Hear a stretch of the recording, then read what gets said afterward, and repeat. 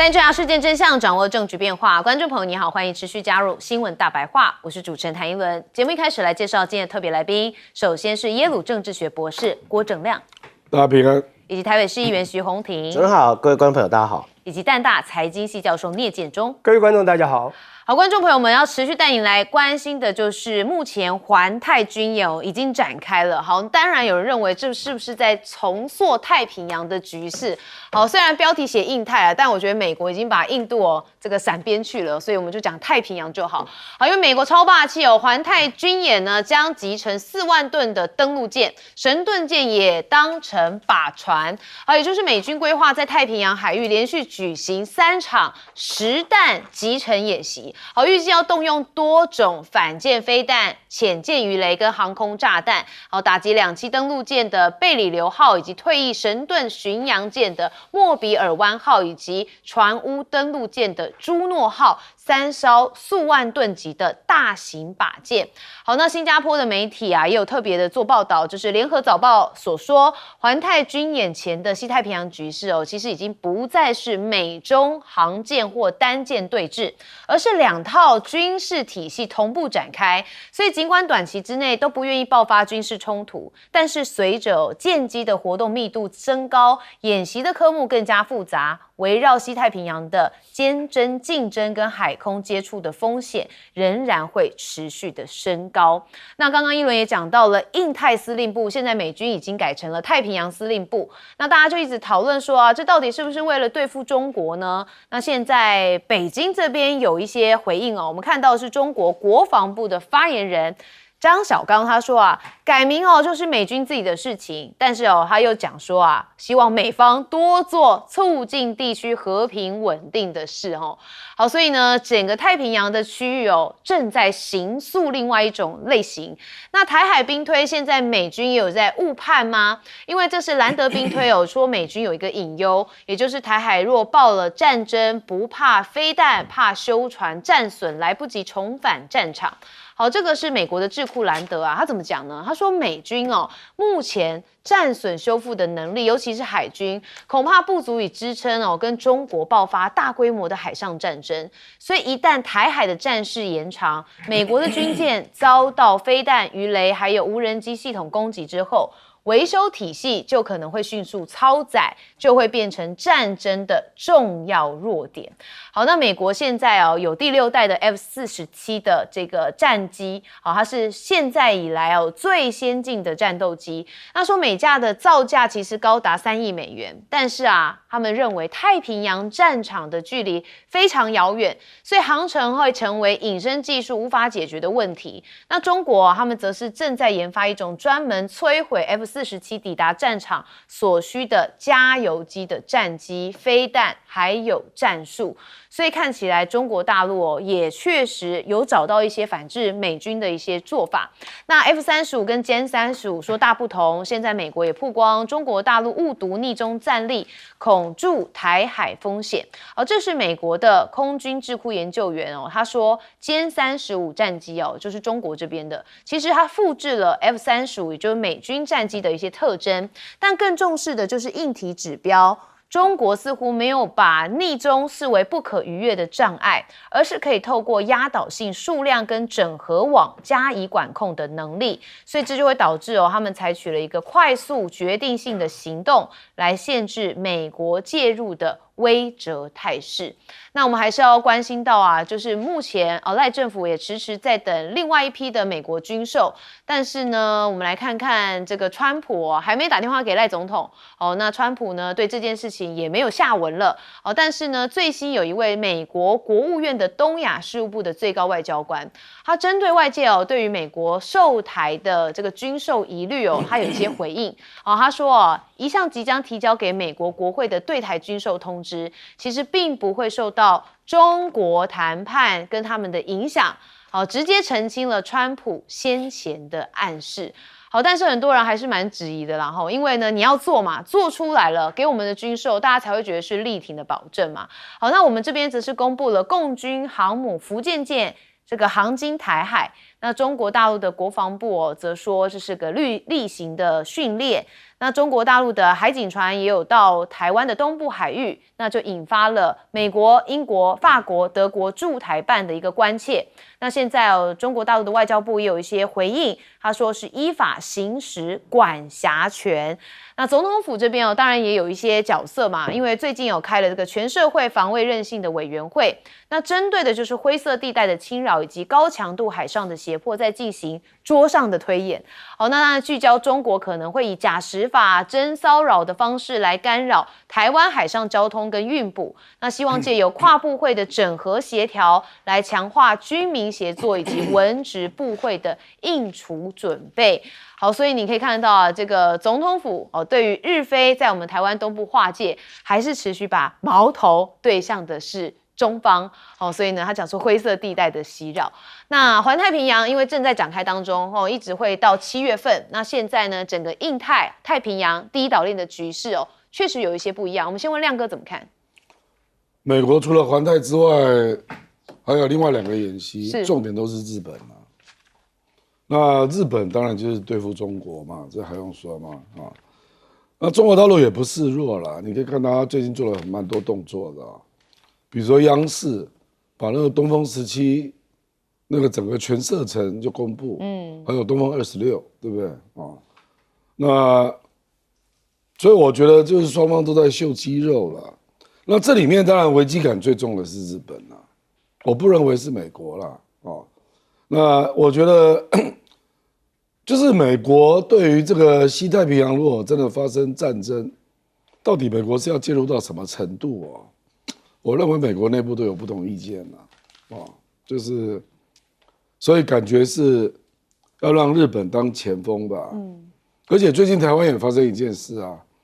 就是我们国防部的资料库的异地备援437亿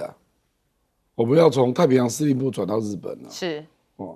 所以这个用意，我觉得这一定也是美国同意的嘛。那为什么是日本？所以我感觉就是给我感觉就是美国要在第2线给我这种感觉那比如说为什么印度不要了？因为他不想把战略扩太大嘛，所以这也有符合美国的战略收缩的那个基本战略的用意了那至于这个美国这个东亚驻青其实他这个讲法跟卢比欧6月2号、6月3号在参议院的听证会逻辑是一样的他的意思就是说美国对台湾的军售是没有改变的啦那川普暂缓那个不是因为我们跟中国讨论的结果，而是美国都是听到中国这样说啦可是美国会回来评估自己能够做多少那他就认为卢比欧就承认有弹药荒的问题，就跟上次那个海军代理部长高雄讲的是一样的所以他们就说这个对台军售暂缓我觉得这个就是要面子啦，国务院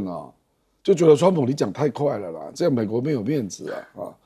所以帮他圆一下啦。所以川普还是讲大实话呢？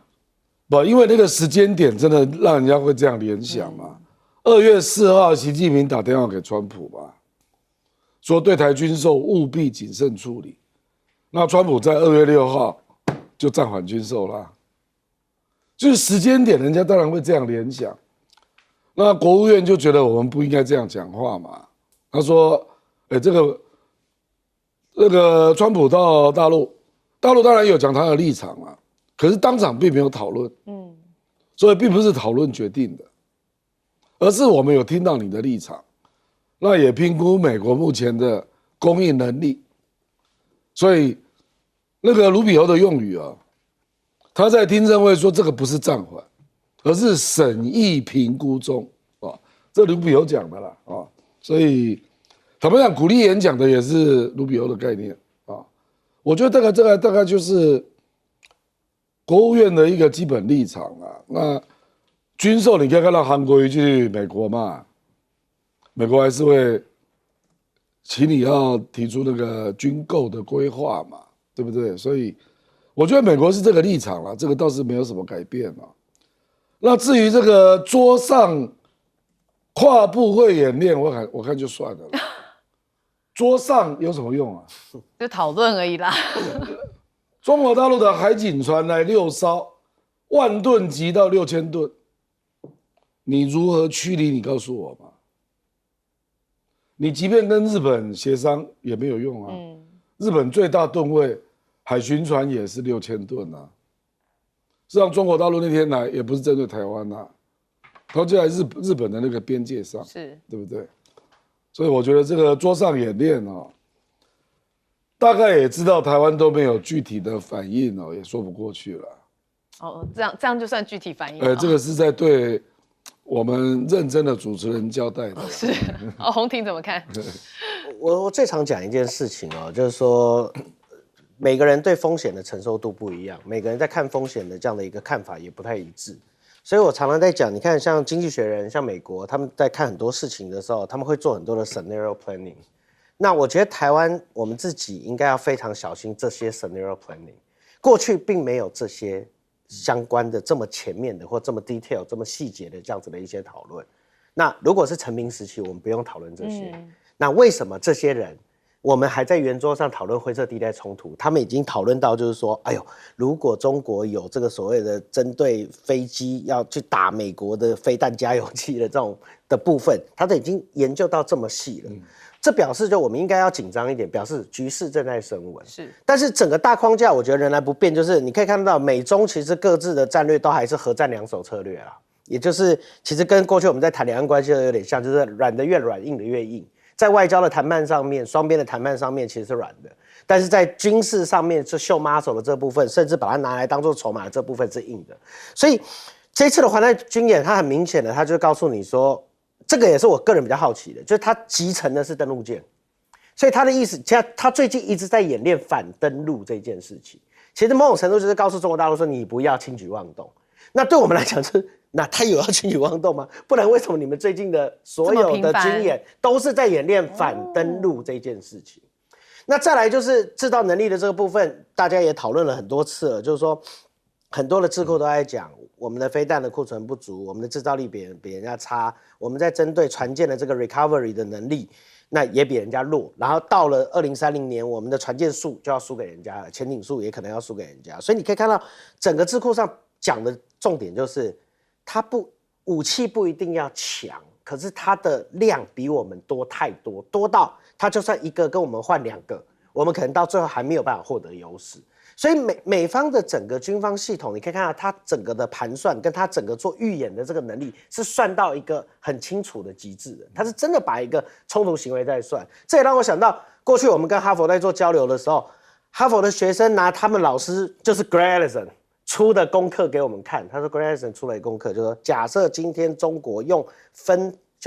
找芬太尼的原料作为登船检查的理由的时候，如果你今天是助理国务卿，那你要给什么样的建议？你看他们的学界都一再的去做这样子的一个类似的这样的一个推演。那我们还是要讨论一件事情，就是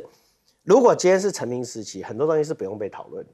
那当这些东西一再的被讨论，一再的被预演，一再的大家需要去做一个 reassure 这样的一个动作，或我们要一再的确认国际对我们的支持，或者是国际要一再的呼吁中共不要干嘛不要干嘛的时候，其实我们已经进入了敌意螺旋的阶段。而这个螺旋，如果我们不做任何事情，它是继续会往最坏的方向去走的。那这个是我觉得我们现在要讨论的这个部分，就是这整个国家的政策是不是要去做一些相对应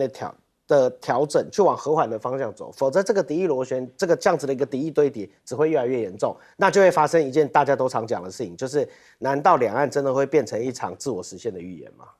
当然这个要两方互相对话也讲蛮久了，但赖政府连在野都不想对话了，何况是跟对岸。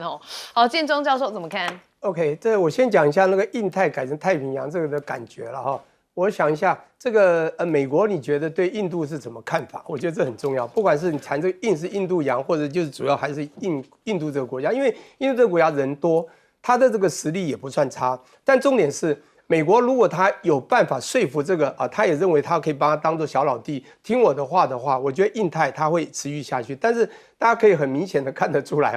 印度不太听这个美国的话嘛从关税、从经济、从能源采购，甚至飞机甚至跟苏俄买这个苏凯都有。现在一个重点就是。我觉得最少3个原因。第一个，印度不太听话；第二个，文化他们的这个整个默契都不太合。其实还有一个，他们2个人要的利益根本都不一样。所以这一旦合起来，怎么去配合呢？所以 integrated 就没有办法合。所以呢，但是从另外一个角度来，他单纯看太平洋的话，那这个国家叫日本，日本就会非常的合了，和美国所要的。所以呢，不管你是这个跟美国联合作战，或者美国退到第2线，我觉得这个太平洋就focus 在太平洋那。对他们可能未来的假想敌就是龙鹰之争这只龙呢的这个对胜，他就是他所要的。我觉得这是他改名最主要的原因再来呢，我觉得还有一个很有趣的这个所谓的这个美国智库讲到那个美国不管怎么样，他们可能高过了他们自己实力，等到他们真正要直击到这个太平洋来的时候。这有一个非常不争的明显事实，就是非常清楚，战损的话，它根本来不及修复嘛，就它的后勤根本就没有办法。我们现在回复一下，想一下，1941年12月7号打这个太平洋最重要的这个夏威夷的珍珠港事件之后，美国发生了什么事？因为美国后勤太强，那个时候美国是全世界的兵工厂，他刚开始把全世界不管是飞机、舰艇、炮弹全部一直制造，全州各地制造，遍地开花，然后输出给同盟国。但这一天的隔天，就是12月8号宣布进了同盟国。各位要知道，他那时候战斗力不是光是直接的直击战斗力，刚开始还打不过美国，是因为他的后勤太强。他的造船制造业现在是中国最强，对不对？那时候就是美国，他在不到半年，很多比较少这个轻损的都修好，像田纳西号、马里兰号等等。马里兰号是在1942年10月修好的，还有内华马里兰号、田纳西都在2月2个月就修好，然后这个内华到这个10月修好。重点在修好了几艘船之后，你知道吗？发生了好多重要战役，也就在1942年。各位回想一下，有几个重要战役，一个叫珊瑚海战役，还有一个更重要叫中途岛战役。请问一下，大家记得吗？或者最少大家都听过，中途岛战役是一个非常重要，在第2次世界大战的转捩点。使得美军呢，最后发觉他实力绝对会超强于日本。日本虽然维持了战力，发觉他战损只要跟美国一打，他损失2倍以上，所有东西2倍，死伤是10倍死3000多人，美国300多人，而这个光4艘航空母舰被打倒。那我现在要讲的不在讲他心里的素质，而在讲。这时候你会发觉，美国为什么这个实力？因为它后勤这个支持这个制造业当时造成制造业很强。现在刚好相反，各位，如果你想想看，伊朗最近才发生战役，伊朗一开始派了福特号、布希号、林肯号过去，请问发生了什么问题？不是老旧这个问题百出就是这个退回失火那个是我觉得是民心这个军心不稳这个制造的情绪上的问题。但我觉得它还有很多东西该退，因为光这个福特号是常常在进厂维修，你知道吗？所以我觉得他们很怕，一旦发生战役以后，他们根本修不起来。各位回想一下，这一次为什么这个美国会在美伊战争那么急着要谈判？答案非常简单，就是他耗不起，他不想让，他必须让，所以他一直想要和谈，就是再打下去，他的这个耗损战，他打到他最后他所有的库存，他要再制造就来不及了。所以美国其实要再打任何战争，我觉得他现有库存还可以，他只要在后勤的话，后勤无力，什么战可能都很难打。好，我们休息一下，马上回来。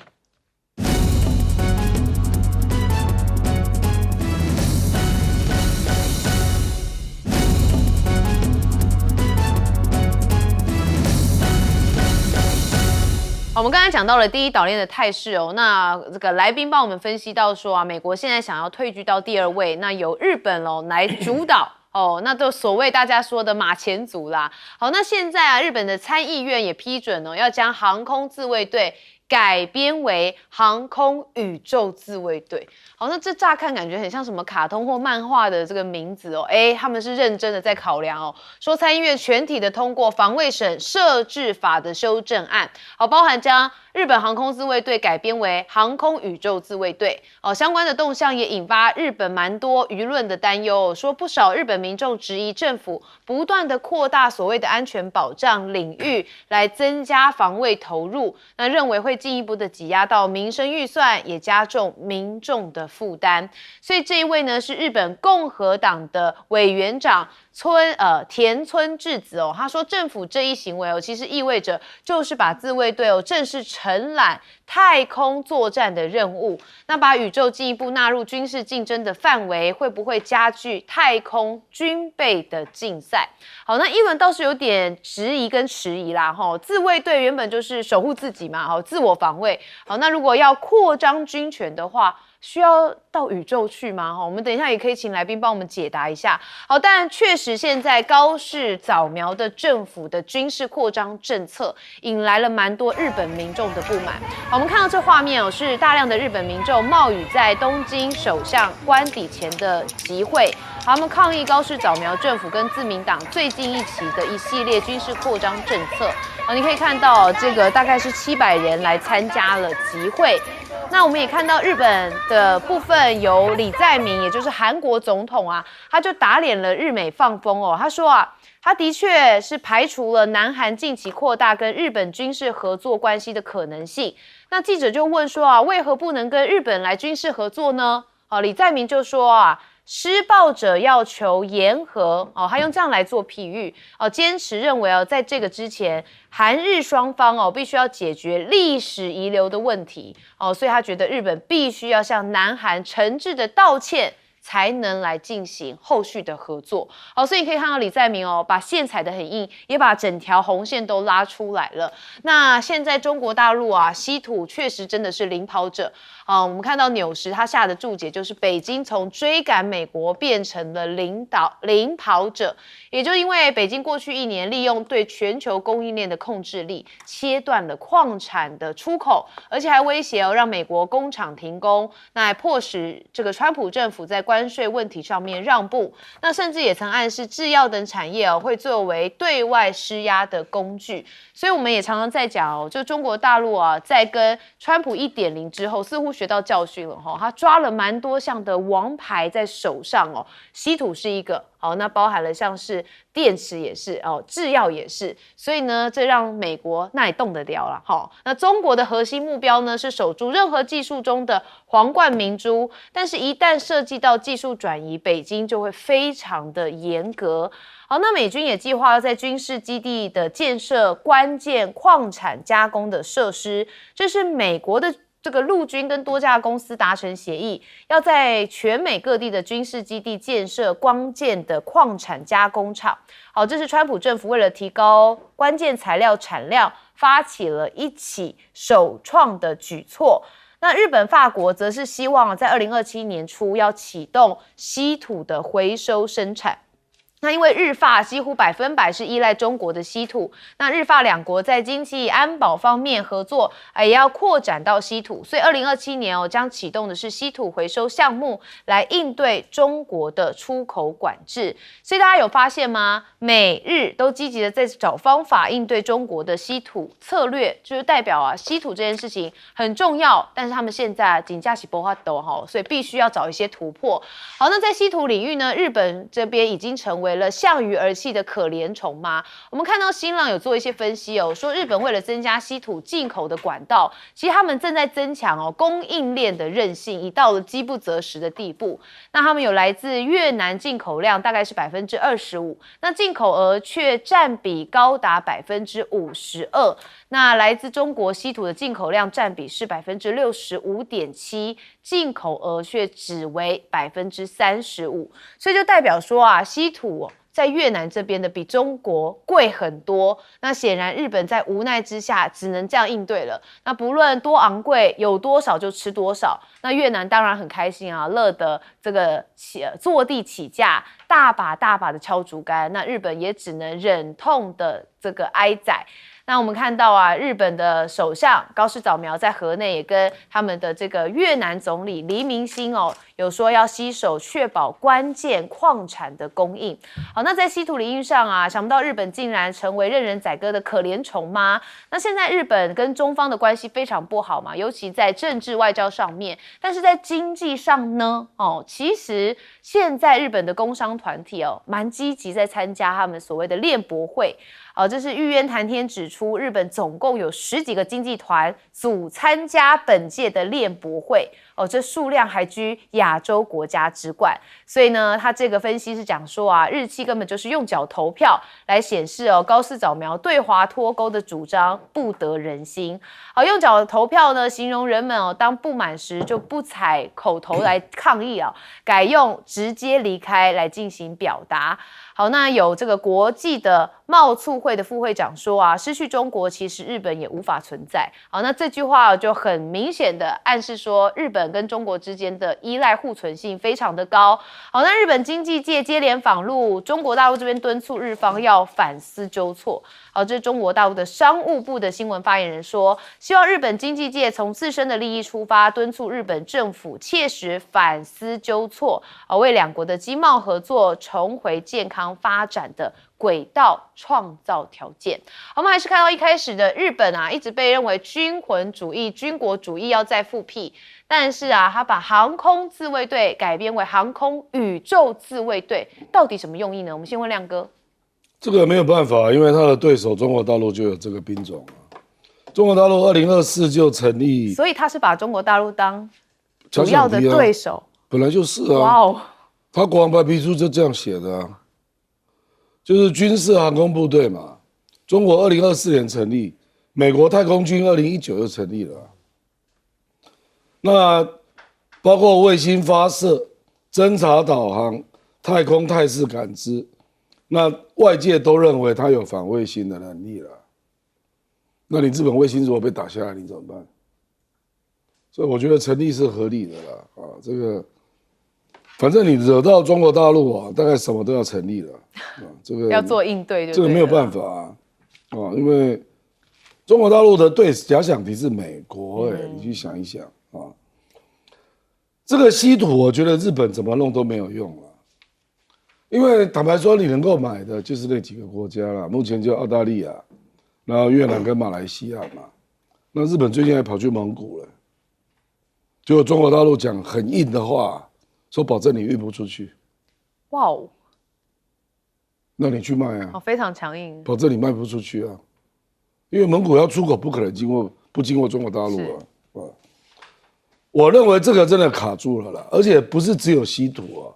因为有一些东西不是稀土，可是影响也非常的大比如说最近那个磷化铟，坦白讲我也不知道这是什么可是它严重影响到光电传导系统，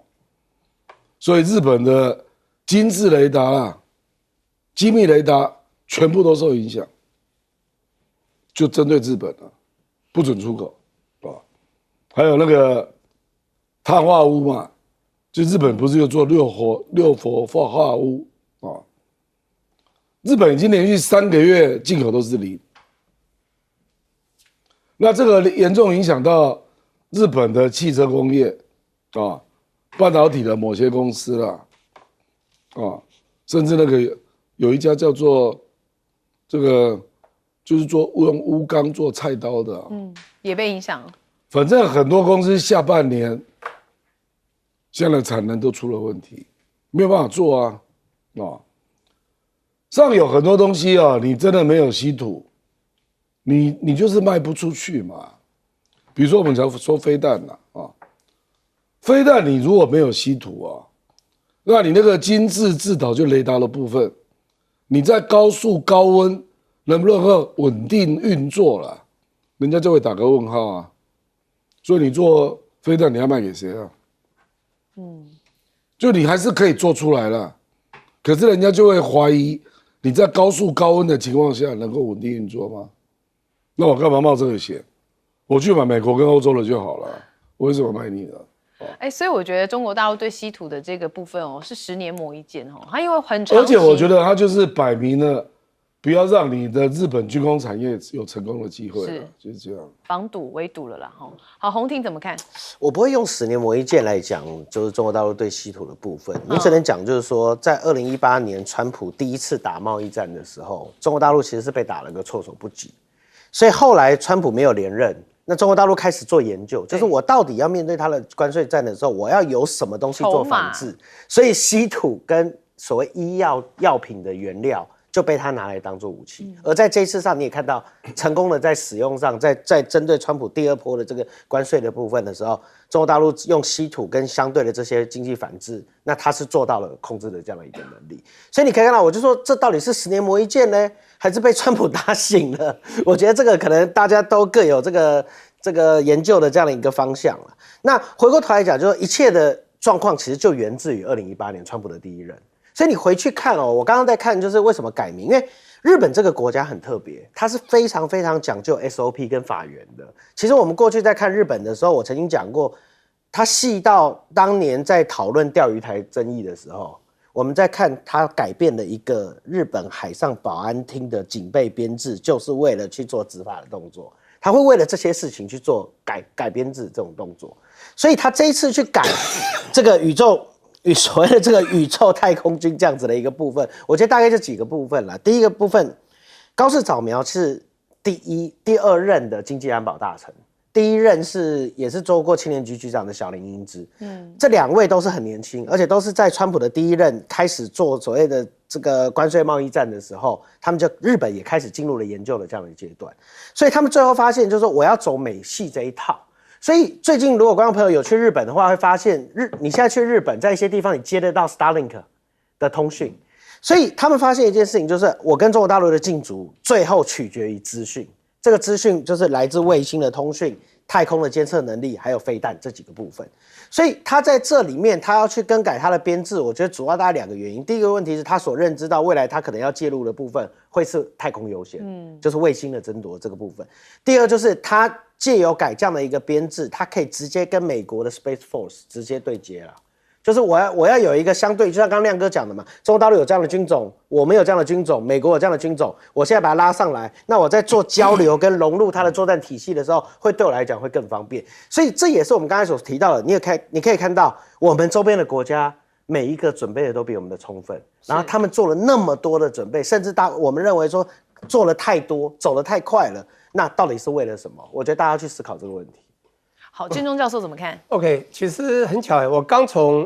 东京回来，今天早上。那么其实昨天晚上我有一个小型会议，跟其实是一半一半台湾和日本人的人在一起，他们讲到的就是讲稀土。在日本里面你会听到他们说，他们非常的在稀土上发现了非常多的新技术，发现非常多的储量，那么他们非常有信心。而且觉得他们这个很快就可以量产。那我当然就很好奇，跟他聊了一下。我说你是从哪来的资讯？当然他们的资讯，当然我不是日本人，不会讲日本话，也听不懂，但他会告诉我一些资讯的来源。那我就讲说，那我们都知道，全球啊各个国家为了稳定民心，都知道他们缺什么以后，一定会给一些认知战。我就跟他讲，这应该属于认知战的一部分。我就讲一些故事，比如日本他们会讲，他们有讲到他们海底有发现。我说海底发现这是很早期的事了，你知道哈，他们的这个所谓的蓝鸟岛哈，在那个东京东南边大概2000公里的地方，1950公里的地方，在深海6000公尺，的确他们有发现，你知道有多少吗？非常可怕，有1600万吨的稀土泥，这个只要挖出来不得了，日本就发了，这是事实。但我们都知道全球就是1.2亿吨嘛，包括这个。那美国呢中国有6000万吨，美国不过180万吨。那就是川普一上来想拿格陵兰岛150万吨的主要原因嘛。川普当时就已经算过全世界哪些地方有，也知道中国在玩稀土战啊。这时候呢，发觉日本可以挖，太好了，美日还签了一个 MOU， 说他们共同开发海底资源，这就是为了稀土啊，他们非常有信心。可是我跟你讲啊，仔细去看，缓不济急，这非常的有困难度的。第一个成本非常高，6000公尺深海，我刚刚还讲到了珍珠港事件，其实上一集在讲的时候，当时的美国是非常强，在深海里面工作几万小时，把那些船捞出来修好，那时候有这种事情，现在有点困难。不管技术虽然有提升，他们在物流上、在经济上都是非常不符合我们经济学的个体经济讲的 efficiency 效率啦。你知道这是一个非常大的挑战，就讲起来容易啊。我们说我要做什么，我要做一个世界伟大的人，那么容易吗？整个步骤、整个程序，你要花的时间成本是非常难的，所以非常难。当然，中国其实也看得非常清楚哈。当然，你要知道，他们还有人讲说，当然这一块啊，当然就不太可行了，说可以从废电池去产生稀土，这也有人讲过。这怎么弄呢？有2种废电池，可以叫镍氢电池，还有一个锂电池。这里面呢，他们的排碳当然是对排碳来讲非常好，那叫做新兴的绿色循环的经济嘛，哈。但重点来了，一样的，它的成本高到你就告诉你就是经济不可行性，因为你这么高的价格，你还不如直接去向中国买到，可能成本只有1半的池购。那你花这么多钱，你一定会有机会成本会冲击到其他经济效益嘛？所以讲起来很容易啦。当然，为了国土安全，这个国家大肆的把所有人，就算以前这个我们讲，我们的对岸中国大陆以前不是也是只要盒子不要裤子，日本如果也做到这一点，只要盒子不要裤子，积极的去为了国家安全去挖稀土是有可能，用国家力量啦，但是我觉得不太可能。所以中国握住这个稀土的储量、产量以及它的经济演练，徐光熙在1972到77年还在江西劳改的时候，当时呢一个50几岁被请去研发这个经济稀土，就有了今天。所以中国有这个力气不得了。现在的状况就是稀土真的是全世界大家觉得最关键的材料能源之一啦。我们休息一下，马上回来。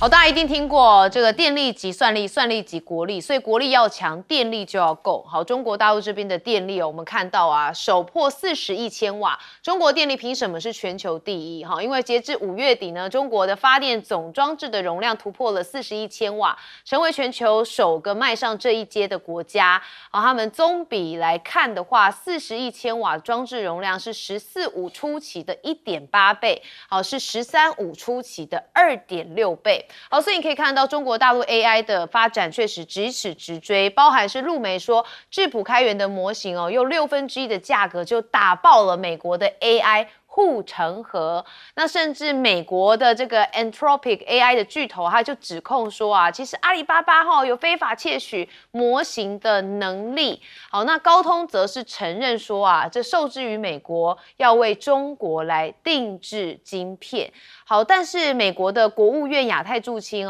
这个戴桑布雷也说，美国其实很致力在中国之外维持美国在 AI 跟数位经济的领导力。那透过的是这个系盛世来打造合作联盟，来强化美国的供应链。好，但五角大厦现在有 AI 战争他们的这个新章开启了军武的大洗牌，说从人控的按钮走向了机器先开口，所以未来的战争节奏恐怕会迫使这个军方的走向高度甚至是完全自动化。那美国第一季的 GDP 上修到2.1%，好，那消费支出却出现了停滞。那现在大家说看起来就是 AI 的投资是撑场的状况。那美国的大众其实蛮讨厌 AI 的，为什么啊？这个诺贝尔经济学奖得主克鲁曼他就分析说，第一个就是 AI 的公司预言这个就业末日将至，还有民众觉得自己被迫使用 AI， 甚至资料中心体现了 AI 的代价高昂，以及科技公司早就已经失去了民众的信任。那第五个则是民众认定 AI 跟科技的寡头有关。好，那川普现在还是把钱都投注在战场上，我们看到他砸了1.1兆元量产萨德飞弹，好，年产数百枚重建飞弹的库存。那伊朗战争说烧了290亿美元，但是白宫还要再追加670亿就让参阅的民主党领袖舒默轰说，你看现在要我们全民在收烂摊子吧。好，那我们知道今年中期选举川普当然希望他的农产品卖得不错跟中国谈，他现在也说伊朗会买美国的农产品但是引来了这个伊朗的国会议长卡利巴夫酸说美国多年来种下的只有数十年的不信任所以美国出口的显然只有基改大豆、空头支票跟垃圾话。他讲的也是蛮有趣的但问题就是在说整个局势上面AI 目前是整个趋势啦。那当然电力相当重要，所以我们先看到中国的电力现在已经要升全球第一。我们先问亮哥怎么看？这个美国指控中国的公司什么非法蒸馏利用美国的大模型，这也不是第一次了DeepSeek 也发生过是，那怎么不去告啊？怎么不去告啊？比如说我们有那个专利法嘛，可是这个不是专利法，这个就是我用你的模型来训练嘛，这个有违法吗？坦白讲，这个违法的边界不清楚了那他过去用过，现在也没有再用啊，因为他已经走过那个阶段了。可是前面可能真的用过这个比如说 DeepSeek 可能有用 ChatGPT 那阿里巴巴说有用这个 Anthropic 所以你看，美国政府叫他赶快下架，表示什么？表示你上架，人家就可以拿去用啊。我只要付钱就好了。那这个不就是人工智能本身的问题吗？就人家用你，那我就用你来训练我自己的模型嘛。那慢慢我就会学到一些东西，那后面那一段可能就我自己做了。那你怎么去论呢？坦白讲，这个我那天看那个，就是美国那个企业就是做那个高阶的人工智能然后这个获利最大的就是谷歌了，那第二名是 Anthropic 第三是 DeepSeek 因为它是开源的，那美国也是有人在用因为便宜所以中国这个便宜其实是蛮重要的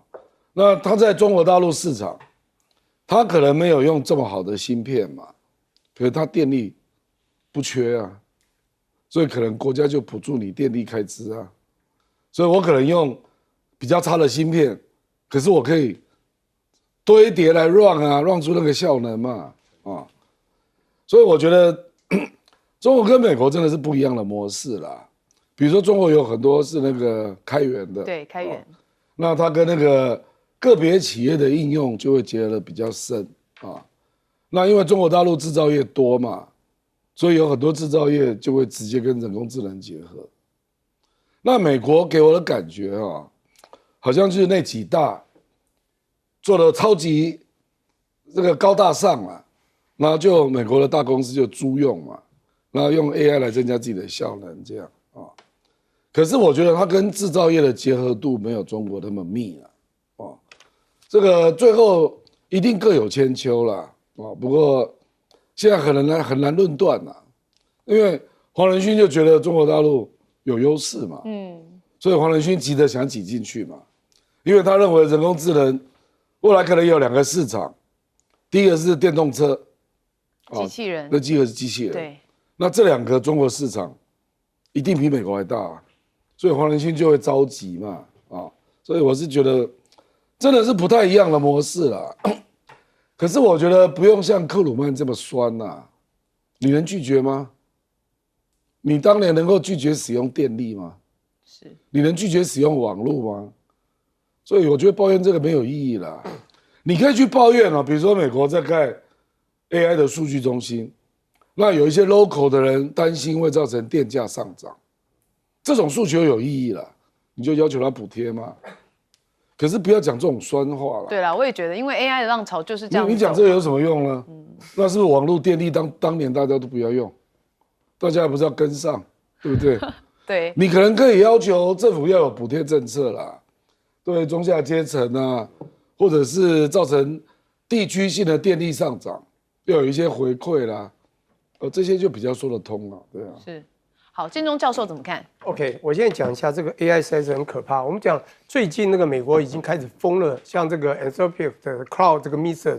他们那个破坏力太强了，风险性太高了。大家知道这个 Mistral 这个的厉害处吧？它可以把 IBM 几十年前到现在的漏洞都抓出来帮你修补。这个也就是告诉你，以后我们所有的银行再怎么保密的资讯，可以马上被拿掉，你知道吗？所以这个 AI 已经进步到那么的可怕。我讲 Krugman 2008年诺贝尔奖得主，他是一个经济学家，他是凯恩斯的忠实信徒，是强调内需的，没有错。他经济很糟糕，但是我觉得他这次谈事业倒没有什么必要。我倒不觉得他是在经济上对人的重伤，是对未来很多在我们生活上的，包括我们人的情绪感情的破坏，这才是重点。还有一个对国家诚意是国家的破坏力，这非常严重。好，我今天讲一下，当然比较我们这样龙鹰之争大国博弈，龙和鹰到底谁的科技比较强？就像刚才我们这个亮哥讲的。各有千秋，这绝对是这样。但是我还是觉得，其实美国还是厉害，因为美国从时间、从深度还是美国赢你知道矽谷有多强？当然在拜这个东岸的这个资金的挹注，就华尔街嘛，号称华尔街就是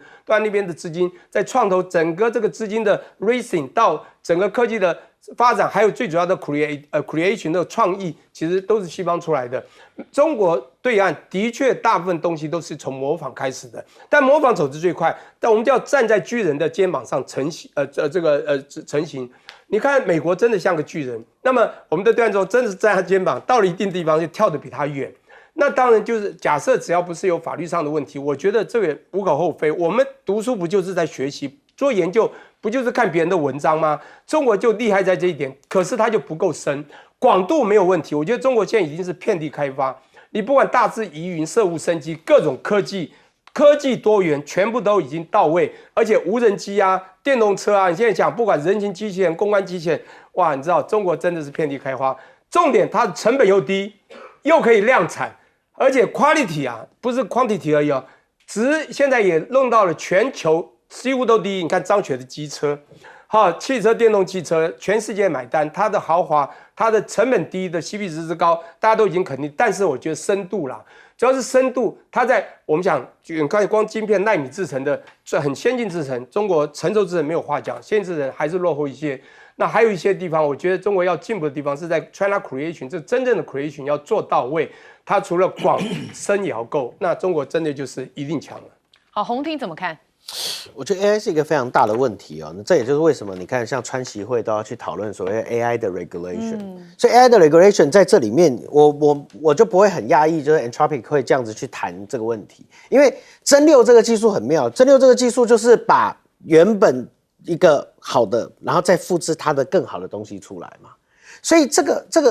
个问题其实很简单，就好像我今天AI 要复制一个亮哥跟复制一个我，它可能需要一个程度，假设它可能需要1个礼拜的时间，可是它如果只要亮哥的某一部分，或者只要我看足球的那一部分，那它就真六就是这样的概念，所以它就是倒回去推这个部分。那这个概念在未来法规上为什么重要？因为这个东西就是应用面的问题。如果我今天去做一个，我只做无人车。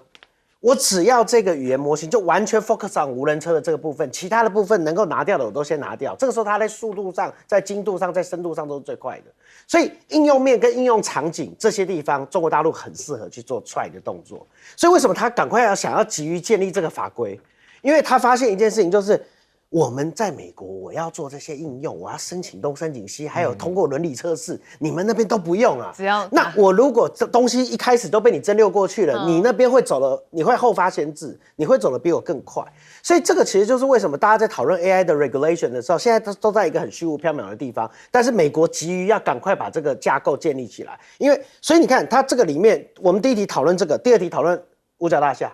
你看五角大厦如果把 AI 放到什么？他说未来战争的这个 tempo， 我可能会把它用高度自动化或完全自动化，这个时候就会出现什么战争伦理的问题。请问 AI 选定的目标跟 AI 主动发动的目标，在战争法上到底要怎么算？那这个就是一个很大的争议。对，那这个他现在丢出来，就是逼迫大家站到谈判桌上一起谈。所以我有打的，我也有商业的应用面的部分，所以他一起谈这个部分的时候，就是要把中国大陆也逼到 AI 的谈判桌上。就你如果不全部来跟我一起谈这些事情，那我就跟你讲，我在我的这个攻击上面，我就会把 AI 直接做进去。那这里面还有，我看大家对机器、对人工智慧的误击，谁能够界定它的责任？如果出现任何状况，攻击错误的目标，打到平民的目标，包括最近他们在讲伊朗的这些部分，打到小学，请问他如果到最后说对不起是 AI 打的，不是我打的，那我要怎么界定战争的责任？所以在这个地方建立 regulation， 就建立一个法制化非常重要。我觉得美国现在把这几个问题全部拿来一起，就是为了说大家一起好好的来谈一个规则，省得就是在这个竞争场域里面没有规则的时候，那就真的变成杀戮战场，那整个 AI 的研发就会变得乱七八糟。所以你可以看到，所以我就不意外 Paul Krugman 会去谈这些问题。